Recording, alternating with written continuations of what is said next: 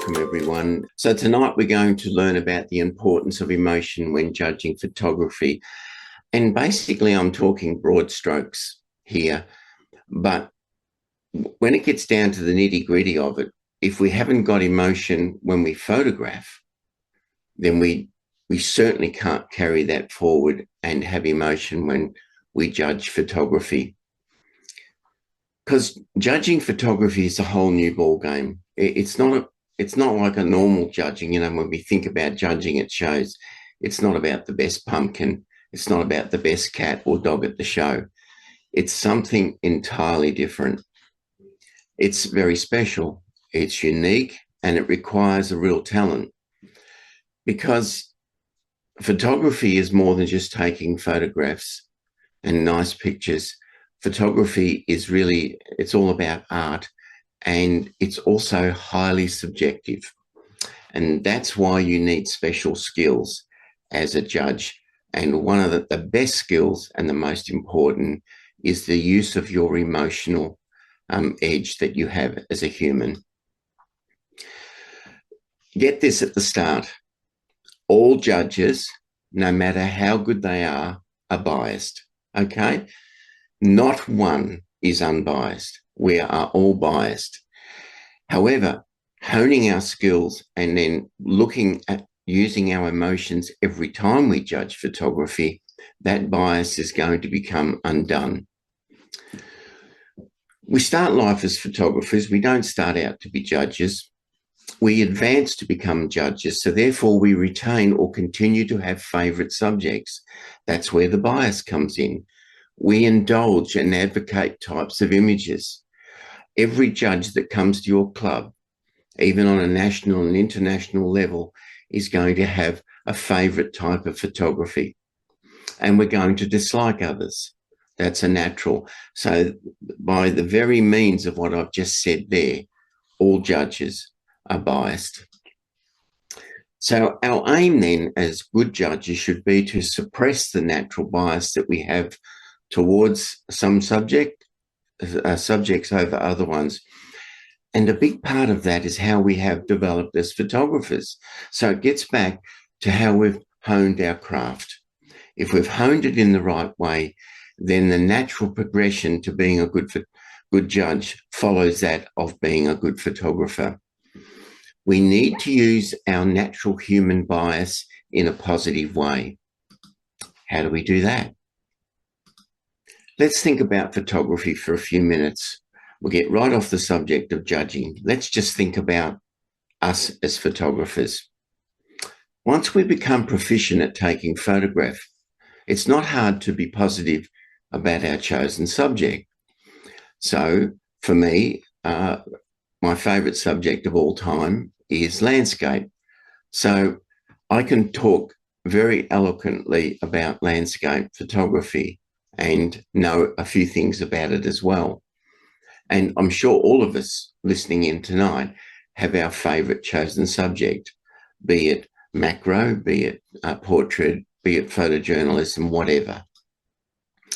You see, we have an emotional feel about what we've created, and the better we get at our favourite subject, the more emotional we feel about a great photograph as opposed to an ordinary one. And we'll touch a little bit more on that in a moment. So let's look at a subject such as this very, very simple flower. So we can take a lovely elementary or very basic image of a flower. Now, in the strictest terms, that is a simple image. It's just basically a flower, good depth of field on a black background. Let's look at the positive view of simplicity.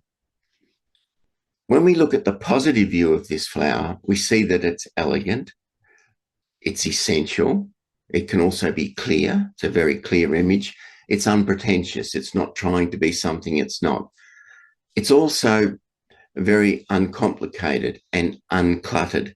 So all those things I just said there, elegant, essential, clear, unpretentious, uncomplicated and uncluttered, definitely defines the word simple. However, if we take a negative pejorative to that word, what do we get? Well, simple can mean unsophisticated. It can mean superficial, not important, very shallow, plain, not complicated enough, not sophisticated enough, very basic. There's nothing there. It's not moving us at all. Simple can also mean a half truth, not telling the full story. And it can also mean easy. Oh, anyone could take that.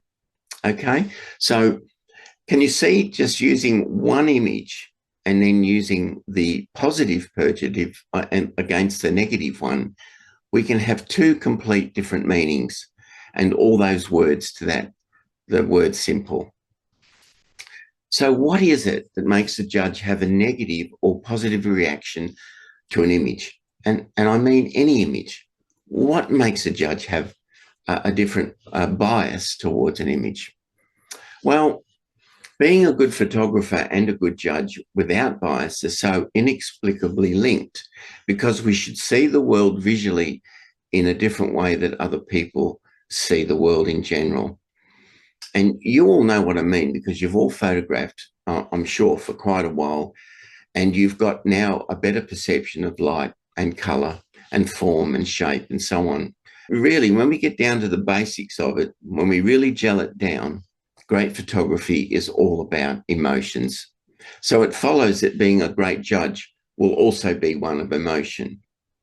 So with photography, if you go to the club and it's all about the camera and the dials and how many pixels the camera has and which model is better than another model, and you've got 50 cameras and you don't know how to use one of them properly, then you've not used photography in the way it was created. You've become a camera collector and a camera nut rather than a good photographer.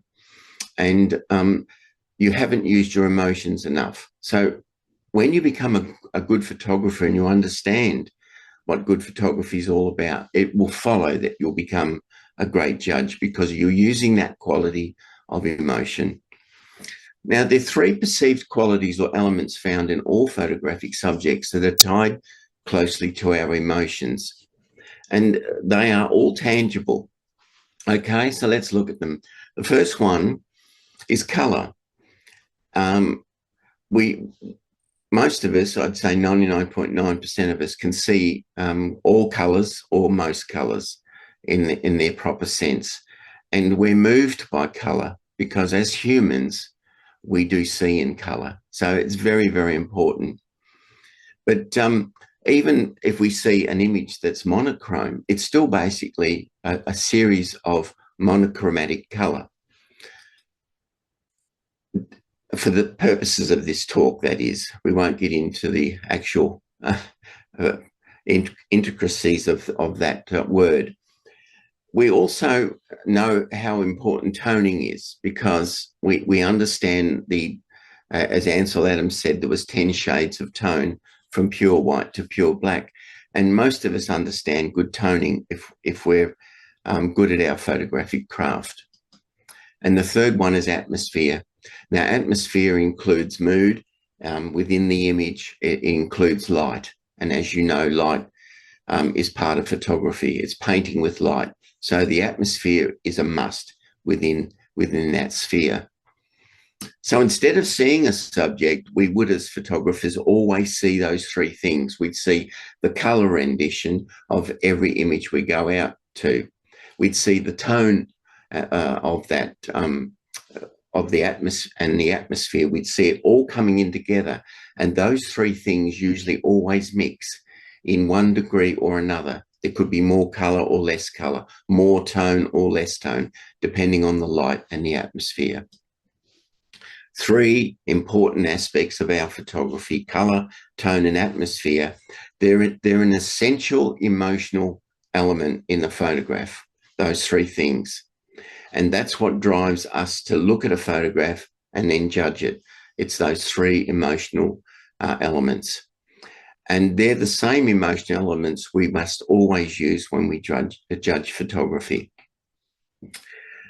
Now, to evoke feelings like the masters, photographers should endeavour to use every possible visual tool at their disposal. So besides the three that I've just mentioned in some detail, the colours, the tone and the atmosphere, there's also line and there's pattern and there's movement and shape and exposure and depth of field.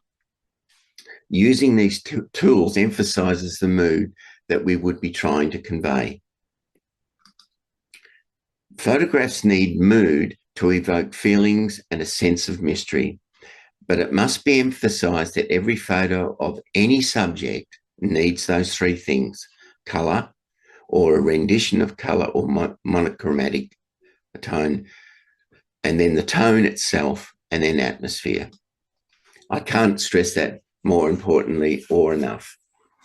Okay, colour, tone and atmosphere is conveying tangible emotion, but then there's also part of photography that's intangible. There are three emotional attitudes we must develop and hone as photographers that will improve our skills dramatically, and these in turn will make us excellent judges. Learning to really see subjects in photography, developing real feelings for our photography, and lastly, but not least important, we need to develop photographic empathy. And that is so important as judges. Seeing the subjects, feeling for our photography, and having empathy for the subject. Everyone's got eyes, 8 billion people and counting on the planet. Most people can see, most people are not blind. But amazingly, most only look at the world and they don't really see anything. Just observe the next time you go out. You know how many photos are taken in the world every day. So go out and have a look at how people photograph the world. And there they are. That's the normal person photographing the world. How well do you think these three examples of people could judge a photograph? I would hasten to add that they wouldn't be any good at all. And why? Because do you really think these people see beyond the actual subject? They see something, they bring up their camera, they usually always put it in the vertical mode, which is not really the right way to do it anyway. And they don't see beyond the subject. They don't see what creates the light and the mood and the atmosphere and the colour tone behind what they're shooting. They're too intent on the subject. So it's getting back to an old quote that I love to use from time to time by Henry Thoreau, who said, the question is not what you look at, because we look at, thousands of things a day. He said, it's not what you look at, it's what you see. And we need to see more than we need to look. The most difficult thing, Goethe said, was what's thought to be the simplest, to really see the things that are in front of our eyes. And isn't that a true statement? It's difficult. We think we're seeing the world, but we need to see beyond what's just in front of us. And that's so important in photography. So something difficult implies training. Remember what he said? The most difficult thing is what is thought to be the simplest, to really see the things that are in front of our eyes. So something difficult implies training, skill, development, and perseverance. The first hurdle to overcome is preoccupation with self. That's the greatest barrier to seeing and the hardest one to break. Often our lives and the busyness of our very lives and what we have to do in our life, we develop tunnel vision, which prevents us from really seeing the world around us. To meditate takes time, and to really perceive how the world is shaped and how light plays on that world and the planet around us. So it really takes some effort. In modern society, isn't it true? Basic analytical skills, which we all develop, they're usually impressed upon us as being more important than the appreciation of direct sensory experiences. Because life is short and we all have to make a living, those analytical skills are so important. But then, you know the old saying, no one takes time to relax and smell the roses. They don't take time out. And we really need to do that if we're going to be good photographers. We need to really get an appreciation of all the sensory experiences that we have. And isn't it true, when we photograph, we slow down, and particularly if we're outdoor photographers and we want to shoot landscapes, for instance, or we're setting up a shot in a studio, or we're doing macro work, we need to slow down. We need to really look at the sensory experience that we're having at the time of shooting. To have the photographer's way of truly seeing, we have to retrain our mind to start recognizing the value of the familiar. This is just a little aside. I'm not really into this too much, as the ancients called it, the spiritual third eye, but we all have a pineal gland, which is right inside the center of our brain through here. It's our inner vision. The ancients believed it was the seat of our soul. What I'm going to explain to you right now is that the pineal gland is tiny but powerful, and it is seated deep in the center of the brain, and it works overtime. And it's that connection to the light. Yes, it works our circadian rhythms, and it also works out our melatonin secretions. So that little gland, it's so tiny, but it's awesome indeed. And it can often be said to be part of that emotional impact that we have on everything that we do, because it's connected to our very life, the way that we get up in the morning, the way we breathe, the way we live. So think about that for a moment. That little gland is working overtime, and it can help us become better photographers and better judges.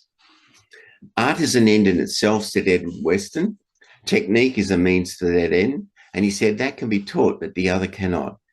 So we can all learn techniques. We can go onto YouTube, and there's millions of hours on YouTube about techniques.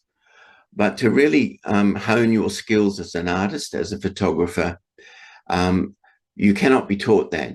You can be shown it, but you need to get it for yourself in here. It's an emotional thing, and it needs to be honed over many, many hours. So basically, art is an emotion, and skill is training.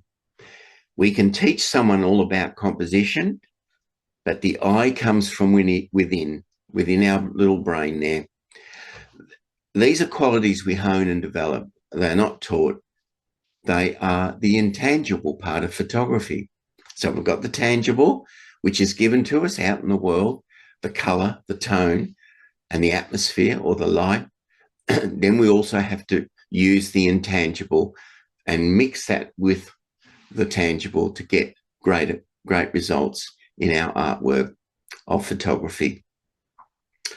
Now, moving on now to judging, there are three qualities we need to develop as good photographers and also judges to really see the world.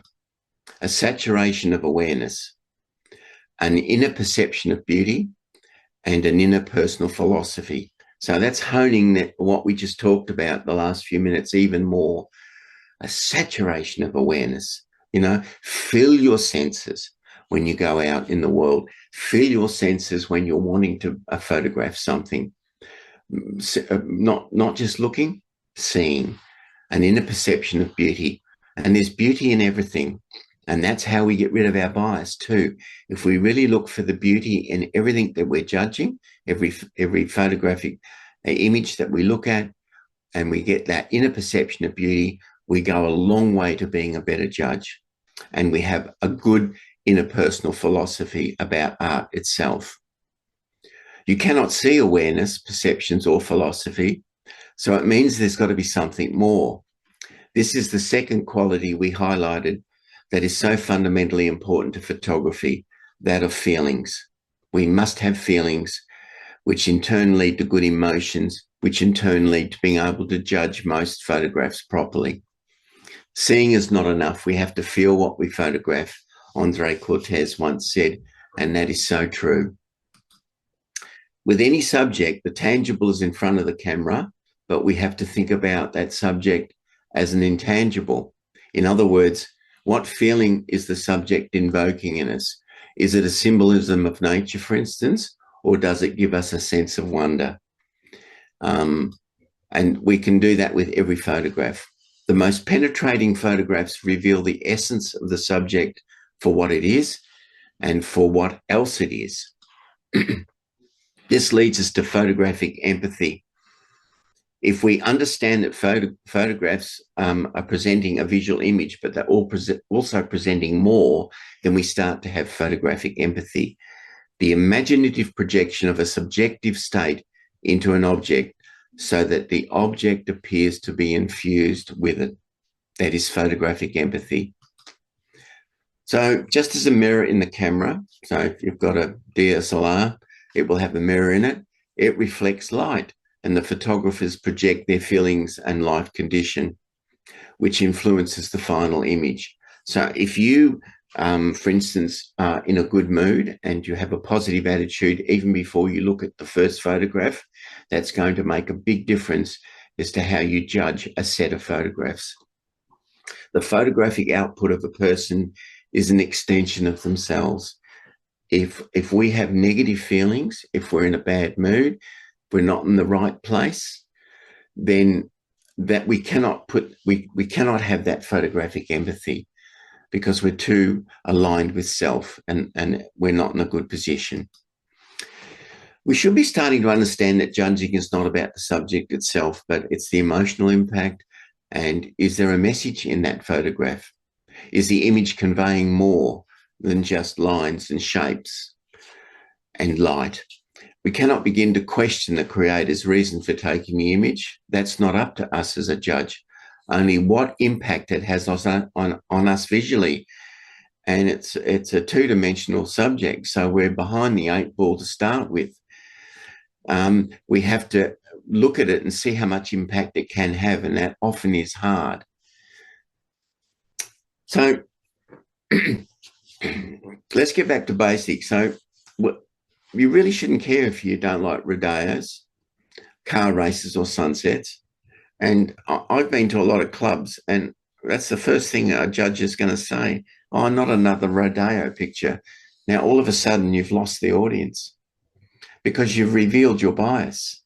Oh, I've done that many sunsets, not another sunset. I went once, I've heard it a couple of times. Oh, not another pelican picture. You know, you can't do it. You just cannot. Judge the image for what it is and for what else it is. A good judge sets aside bias and he uses emotion like the good photographer they already should be. Okay? So do yourselves a favour. Gang up on any judge that says verbally expresses bias. It's not a good thing. Not really. A good judge should set aside bias and use emotion. So important. Let's look at how a good photographer uses emotion when photographing. We call this the photographic circle. Let's just look at this for a moment and you'll see where I'm coming from quite clearly. So when we see a beautiful scene, I'm using the landscape photography mode here now, we engage. Okay, we see the image and the lights bouncing around and it's absolutely gorgeous. And we go, oh my goodness, I've got to grab the camera.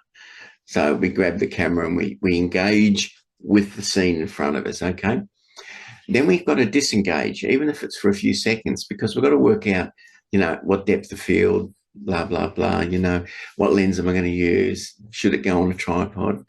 How close should I be? And then we re-engage. When we re-engage, we're actually getting ready to take the photograph. So let's look at it clearly now. We see a scene as an internal emotional response. That's triggered straight off, bang. Then we've got to disengage for just a little while. We use skills of composition and camera handling, so on, to capture it. So when we re-engage, the original emotional response is reset to now capture the scene, which should have the same emotional response as when we engaged in the first instance. Now, the judging circle, almost the same thing. This is how we should do it, using our emotions. We engage with an image, even if it's a few seconds, we disengage to think about the image, and then we re-engage emotionally. So we view the image and get an initial emotional response. Wow. Or, oh, what's going on here? Okay. And then we have to disengage. We've got to think about the composition, the camera handling skills. What's the author of the photograph trying to convey here? And is there something more beyond the two-dimensional photograph I'm looking at?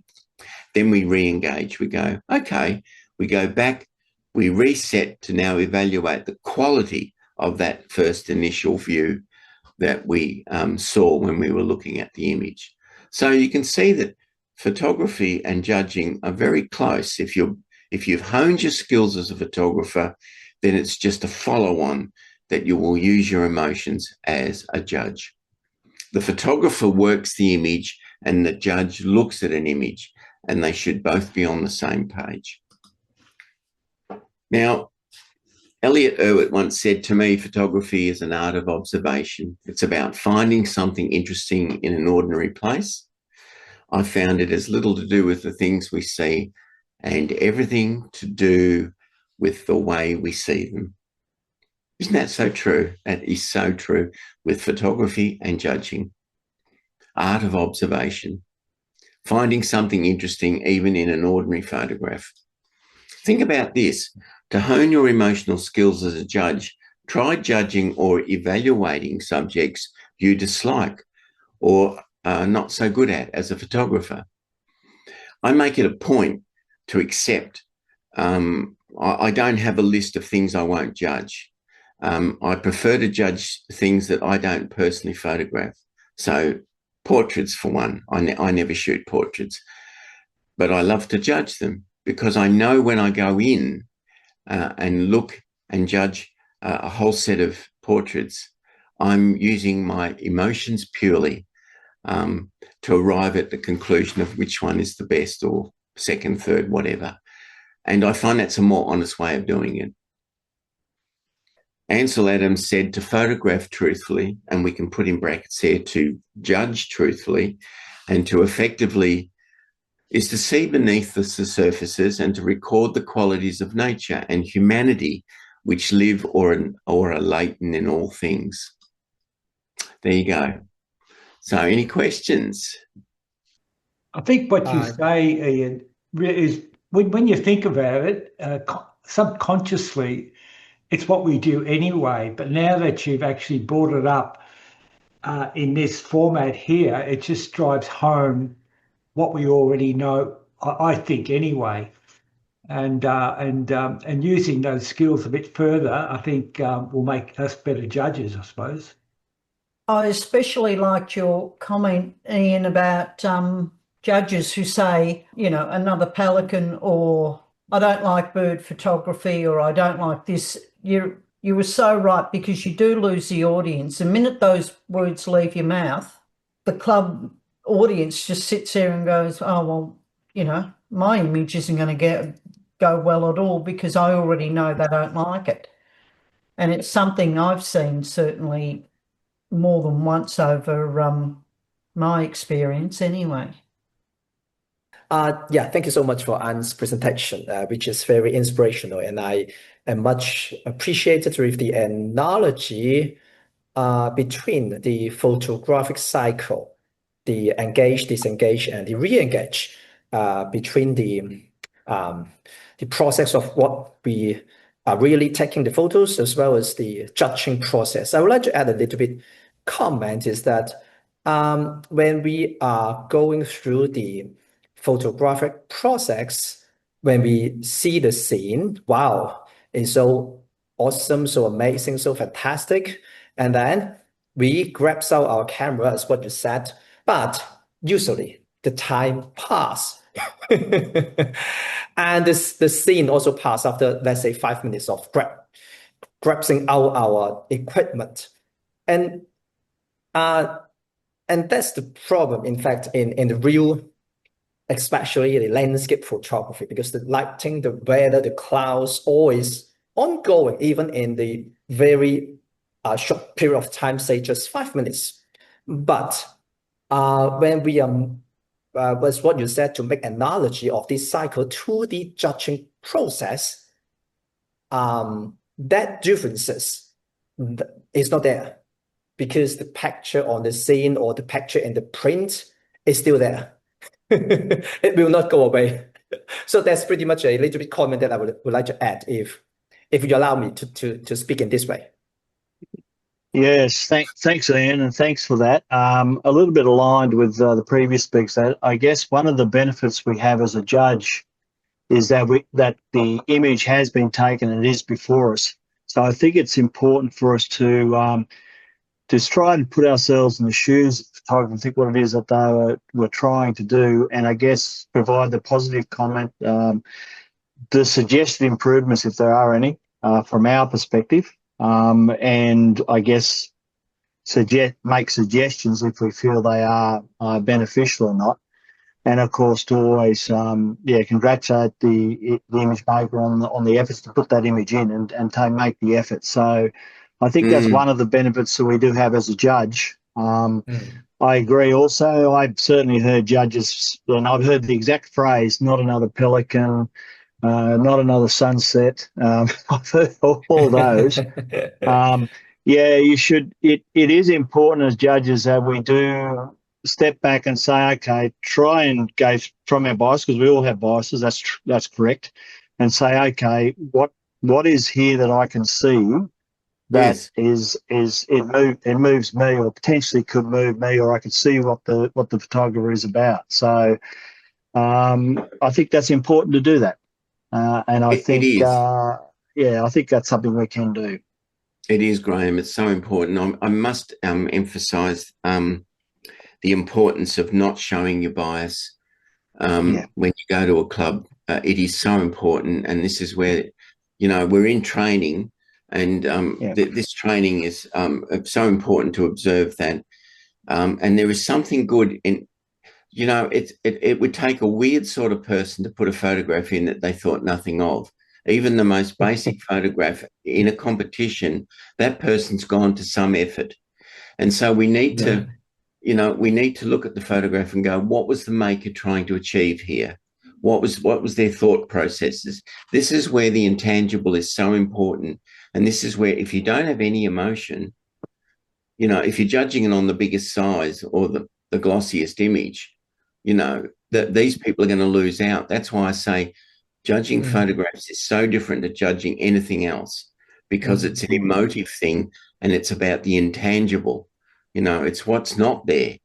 And I love it when I get to judge, say, a club that's got a lot of novices, and they get these ordinary garden photos and stuff like that. And I'm thinking, now, what have they tried to accomplish here? And there's usually something good comes out of it. And it's another thing, it's very important. You touched on it there, Graham. You must always end in a positive note when you're giving critiques. Just say, look, I think you could improve it here, but no, I love the effort you went to get, the depth of field, or you bothered to, even if it's an ordinary seascape, you bothered to get the ocean level, or you started with some rocks and you worked your way in. Give them something to work on. It's not hard. It's looking beyond just that first initial glimpse when we judge. Okay.